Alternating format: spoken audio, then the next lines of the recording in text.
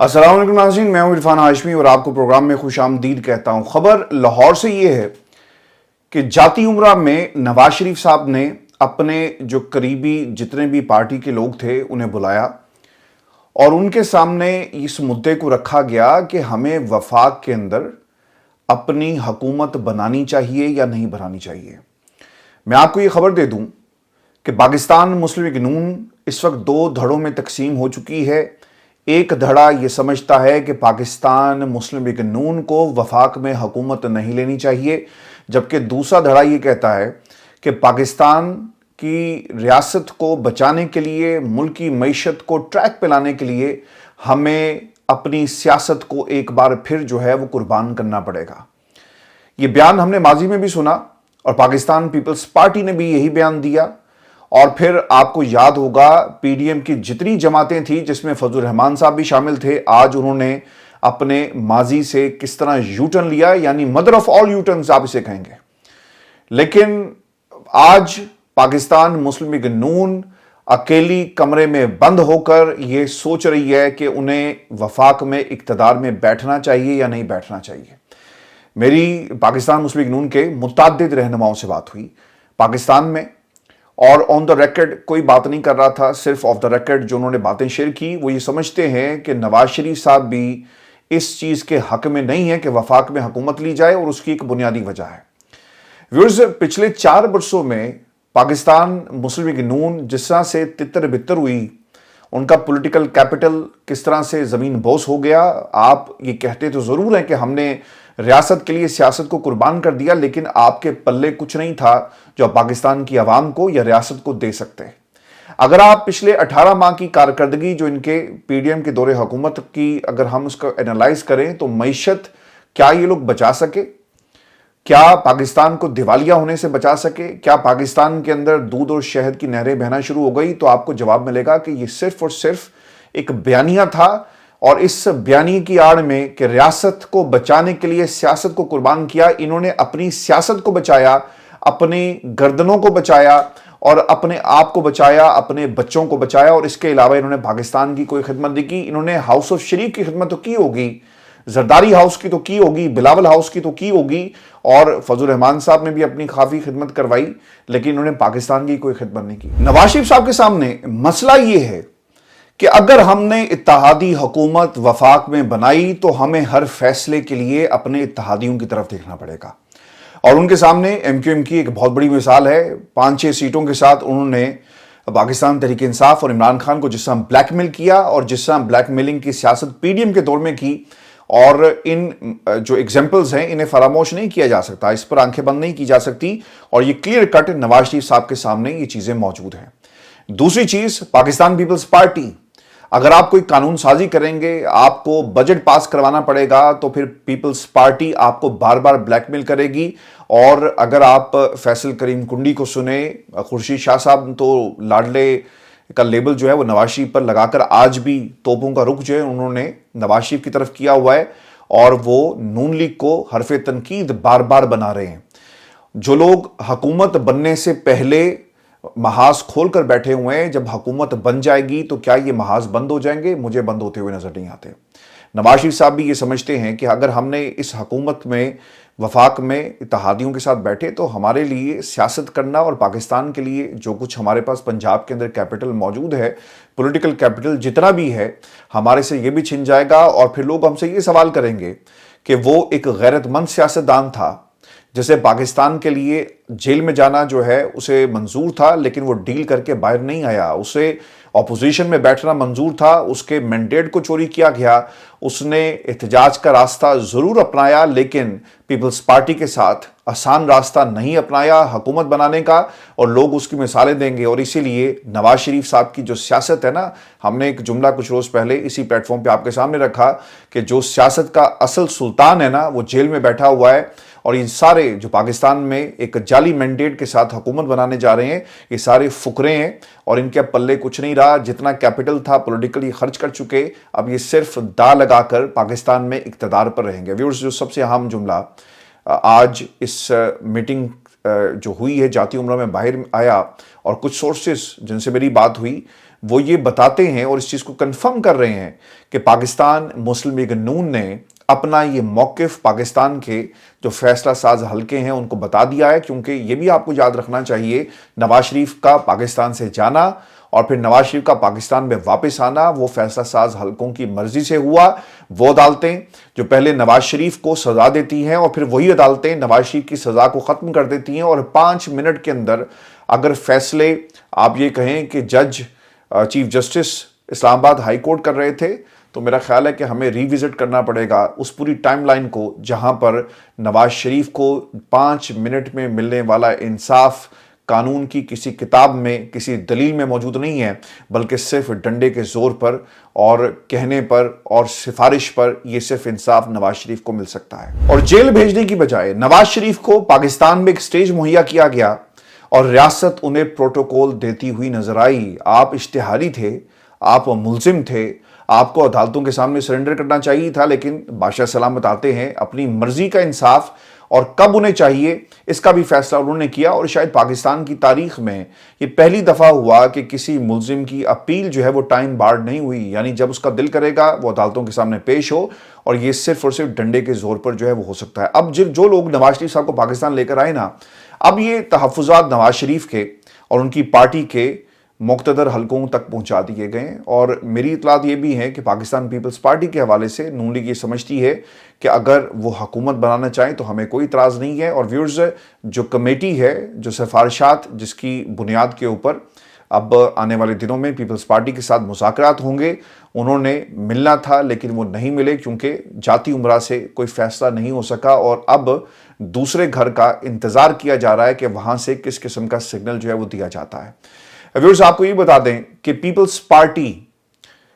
حکومت بنائے گی ضرور، لیکن حکومت کو لیڈ نہیں کرے گی، اور دوسری طرف نون لیگ یہ سمجھتی ہے کہ ہم بھی اتحادی بن کر بیٹھ جائیں، اور جتنی ہیٹ ہے اس گورنمنٹ کی، اور آنے والے کل میں جب یہ پرفارمنس نہیں ہو پائے گی، معیشت ٹھیک نہیں ہو پائے گی، تو ہم اپنے آپ کو اس حکومت سے الگ کر لیں، اور یہی بیسٹ اسٹریٹجی ہمیں نظر آتی ہے۔ ویورز، پاکستان کے اندر نا اب ہوگا کیا آنے والے برسوں میں؟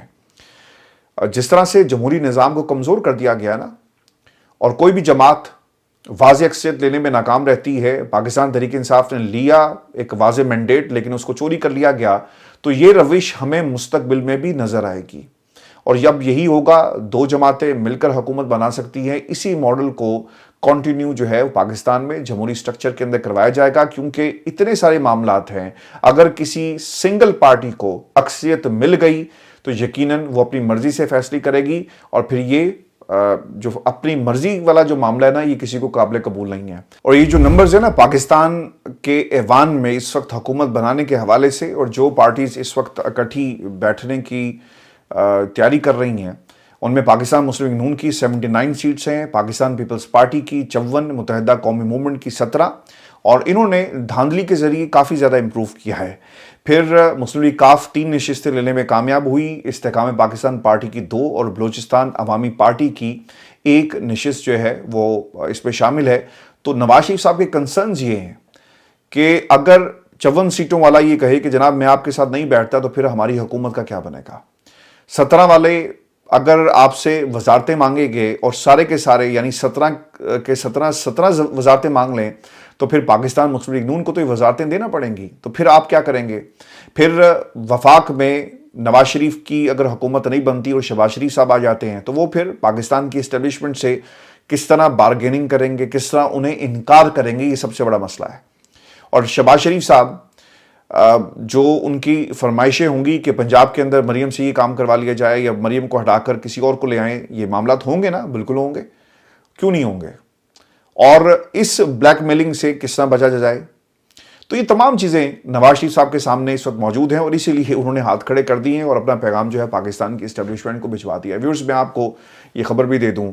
اور یہ اس لیے بھی اہم ہے کیونکہ ہم نے عمران خان کے جو 3.5 برس کی حکومت تھی، اس میں بہت سارے مقدمات چلتے ہوئے دیکھے۔ جب ان کے فیصلوں کا وقت آیا تو پاکستان میں جنرل باجوہ نے نہ صرف ان تمام لوگوں کو فیسیلیٹیٹ کیا بلکہ حکومت بھی ان کے حوالے کی۔ وہ کہتے ہیں جی کہ میں اس میں شامل نہیں تھا، لیکن متعدد ایگزامپلز موجود ہیں، اور جب آج سے 10 برس بعد تاریخ لکھی جائے گی تو وہ ایک ایک کر کے کردار نہ سامنے آنا شروع ہو جائیں گے جنہوں نے جنرل باجوہ کے کہنے کے اوپر، ابھی تو خیر فضل الرحمان صاحب بول رہے ہیں نا، آپ دیکھیے گا کہ یہ پورے کا پورا پی ڈی ایم کا ٹولہ بولے گا، پیپلز پارٹی بولے گی کہ ہمیں کیا کہا گیا، نون لیگ بولے گی کہ ہمارے ساتھ کیا جو ہاتھ کیا گیا اور ہم نے کس کے کہنے پر عمران خان کی حکومت کو گرایا اور آج دیکھیں ہم اس کی قیمت جو ادا کر رہے ہیں۔ یہ نون لیگ کے اندر لوگ کہہ رہے ہیں کہ ہم نے قیمت ادا اس وقت جو پاکستان مسلم لیگ نون کر رہی ہے یہ ان غلط فیصلوں کی وجہ سے ہے جو ہم نے اس وقت کیا۔ ایک کھائی تھی، ایک گہری ایسی کھائی تھی جس میں ہمیں کہا گیا کہ چھلانگ لگا دو اور ہم نے پاکستان کے لیے چھلانگ لگا دی۔ نواز شریف صاحب کے ساتھ اور ان کی حکومت اور شہباز شریف جو کچھ بھی ہوا، جن لوگوں نے جو چوریاں کی، ڈاکے ڈالے، ان کے کیسز آگے نہیں بڑھے۔ خان صاحب نے پورا زور لگایا کہ کیسز آگے بڑھے، اور ایک تنقید یہ ہوئی کہ عمران خان جو ہیں وہ انتقام کی سیاست کر رہے ہیں اور انہوں نے پاکستان کے لیے کچھ نہیں کیا۔ حالانکہ ایسی بات نہیں ہے، جی ڈی پیز اور جو اکنامک مائنز تھی جس طرح سے بچھا کر گئے، انہوں نے ہاتھ سے نہیں بلکہ کئی مہینے لگ گئے پاکستان تحریک انصاف کی حکومت کو ریموو کرنے کے لیے، اور کس طرح انہوں نے کیا وہ آپ کے سامنے ہے۔ اکانومی بہتر ٹریک پہ آ رہی تھی لیکن پھر عمران خان کی حکومت کو جو ہے وہ گرا دیا جاتا ہے۔ اب خان صاحب نے، اللہ تعالیٰ نے پاکستان تحریک انصاف کو عزت دی، پاکستان تحریک انصاف کا ووٹ بینک جو ہے وہ بڑا ہے، پاکستان تحریک انصاف کی جو نشستیں وہ جیتے ہیں۔ پہلے تو الزام تھا نا کہ کسی نے مدد کی اور نشستیں جیت گئی، تو اب ان نشستوں کے اوپر کوئی بات کیوں نہیں کرتا؟ خان صاحب نے اس فتح کے بعد جو عزت اللہ تعالیٰ نے پاکستان تحریک انصاف کو دی ہے، اعلان یہ کیا ہے کہ اقتدار میں آ کر فتح مکہ ماڈل اپنائیں گے اور کسی سے انتقام ہم نہیں لیں گے۔ آپ کو معلوم ہے نا کہ فتح مکہ کے موقع پر کیا ہوا؟ جو کفار تھے ان کو خدشہ یہ تھا کہ شاید نبی کریم صلی اللہ علیہ وآلہ وسلم جو ہیں وہ مکے کو جس طرح فتح کیا ہے، اب لوگوں کو اسی طرح جو کچھ ہم مسلمانوں کے ساتھ کرتے رہے ہمارے ساتھ بھی یہی سلوک ہوگا۔ لیکن نبی کریم صلی اللہ علیہ وآلہ وسلم نے فتح مکہ کے موقع پر ایسی مثالیں قائم کی کہ انتقام تو بہت دور کی بات ہے، کسی سے سخت لہجے میں بھی بات نہیں کی گئی، تلوار تو بہت دور کی بات ہے، کسی ایک لفظ بھی سخت جو ہے وہ نہیں کہا گیا، اور یہ نبی کریم صلی اللہ علیہ وآلہ وسلم کی سیرت تھی۔ اور آج عمران خان صاحب بھی یہ کہتے ہیں کہ ہم اقتدار میں آ کر کسی سے بدلہ نہیں لیں گے بلکہ انہیں ہم معاف کر دیں گے، اور میں ویورز یہ سمجھتا ہوں کہ پاکستان کے وسیع تر مفاد میں یہی ہے۔ ہم یہاں پر بیٹھ کر پاکستان کی اکانومی پر بات کریں، عام آدمی کو ریلیف کیسے مل سکتا ہے،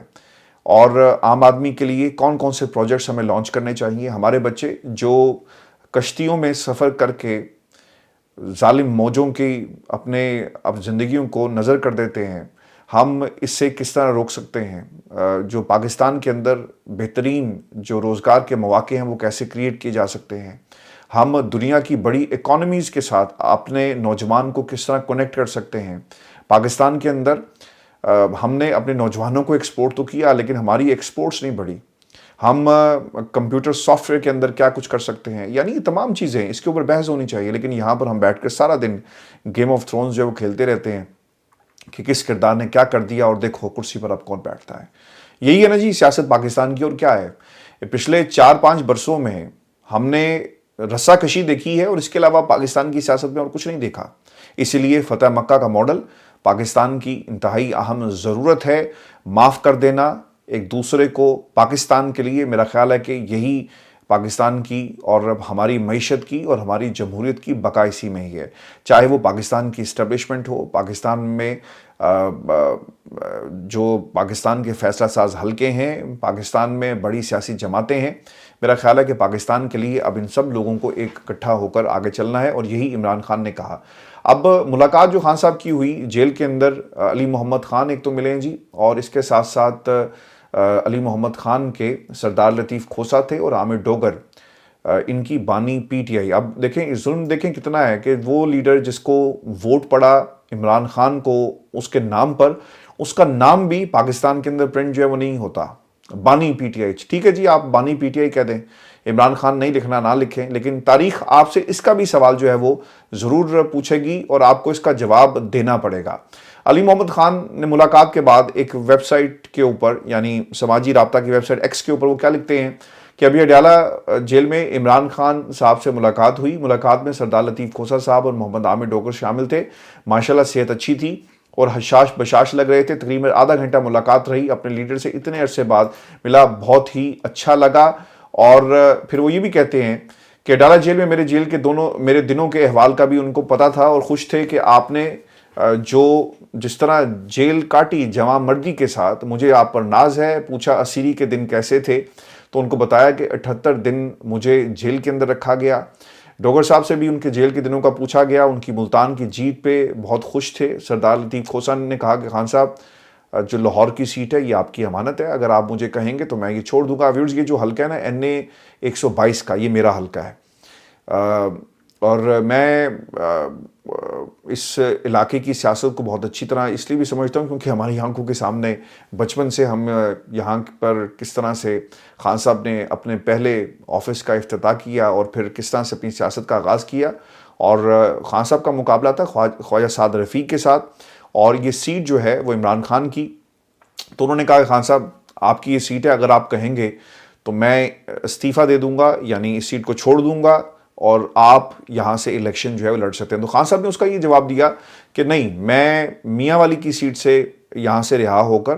الیکشن میں جاؤں گا اور آپ کو یہ سیٹ جو ہے وہ قربان نہیں کرنی پڑے گی. پھر وہ یہ بھی کہتے ہیں کہ انہوں نے بہت سی ہدایات کی, لیکن وقت آنے پر ایک ایک کر کے ہم آپ کو بتائیں گے. اچھا, ایک تو فتح مکہ ماڈل کی انہوں نے بات کی, اور پھر دوسرا وہ یہ کہتے ہیں کہ سیاسی انتقام نہیں ہم کسی سے لیں گے, بلکہ ہم پاکستان کی ترقی کے لیے سب لوگوں کو آن بورڈ لیں گے اور لوگوں کو اس میں شامل کیا جائے گا. خان صاحب نے نیلسن منڈیلا کے ٹروتھ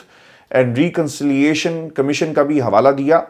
کہ ملک کو آگے لے جانے کے لیے سچ, معافی اور درگزر کی طرف جانا ہوگا. تحریک انصاف اقتدار میں آ کر کسی سے انتقام نہیں لے گی. تو یہ خان صاحب کی ایک کہیں کہ ایک اسٹریٹجی ہے کہ جیل سے باہر آ کر وہ کس قسم کی حکومت بنائیں گے اور اقتدار کس قسم کا ہوگا. بہت سارے لوگ کہتے ہیں نا جی کہ خان صاحب اقتدار کے لیے سب کچھ کر رہے ہیں, اپنی کرسی کے لیے کر رہے ہیں. پاکستان میں بہت سارے صحافیوں نے چیزیں لکھی, لیکن خان صاحب کی جو یہ اسٹریٹجی ہے شاید ان لوگوں کے لیے بھی مشکلات پیدا کر دیں, کیونکہ ان کے پاس اب بیچنے کو چورن جو ہے وہ نہیں ہوگا. اور جس طرح سے تنقید کر کے عمران خان کے اوپر یہ اپنی دکانیں چلاتے ہیں, اب ان کی دکانیں بھی بند ہونے کا وقت آ گیا ہے. کیونکہ جب آپ کسی سے مفاہمت کی بات کرتے ہیں اور آپ بھاشن دیتے ہوئے نظر آئیں گے کہ عمران خان نے مفاہمت کی سیاست نہیں کی اور وہ کیوں کسی سے بات نہیں کرتا. اور آج دیکھیں خان صاحب مکہ جو فتح مکہ کے ماڈل کی بات کر رہے ہیں, تو اس کے اوپر بھی تنقید ہونا شروع ہو جائے گی کہ عمران خان نے دیکھیں ایک دفعہ پھر یو ٹرن لے لیا اور بدلے لینے والا جو شخص تھا آج وہ سب کو معاف کرنے کی بات کر رہا ہے, کیونکہ اب اس کے اوپر برا وقت آ گیا. یعنی انہوں نے کوئی نہ کوئی بات جو ہے وہ ضرور اس میں سے نکالی ہے. ویورز, پاکستان کی خاطر ان تمام باتوں کو بھولنا پڑے گا, کیونکہ پاکستان کو بہت زیادہ نقصان ہو چکا ہے اور پاکستان زیادہ نقصان کا اب متحمل نہیں ہو سکتا. آپ کو میں یہ خبر بھی دے دوں کہ عمران خان کی 3 اپیلیں اور سائفر کے اندر بھی اپیل دائر کر دی گئی, اور اس میں موقف کیا اختیار کیا گیا. مجھے لگتا ہے کہ پاکستان تحریک انصاف کے وکلاء نے ہماری سن لی اور انہوں نے 2 استدعا جو ہیں وہ فائنل رکھی ہیں. یہ استدعا کیا ہے یہ میں آپ کے سامنے شیئر کر دیتا ہوں. درخواست میں کہا گیا کہ پٹیشنر بطور وزیراعظم سائفر کو اپنے پاس رکھنے یا دفتر خارجہ کو واپس بھجوانے کے ذمہ دار نہیں ہے. آپ پرائم منسٹر ہے نا, آپ نے آ کر کرسی پر بیٹھنا ہے. یہ نہیں ہو سکتا کہ خان صاحب یہ سائفر ہے اور یہ کاغذات ہیں اور یہ چٹھیاں ہیں اور یہ فلاں ملک سے یہ چیز آئی ہے, آپ اپنے ڈرا میں رکھ لیں. ایسا نہیں ہوتا بھائی. ہر چیز کو ڈائری نمبر لگتا ہے, ہر امپورٹنٹ ڈاکومنٹ کے حوالے سے فائلنگ کی جاتی ہے, اور یہ فائلنگ سسٹم جو ہے وہ ہر پرائم منسٹر آفس میں موجود ہوتا ہے. اور اس کے اوپر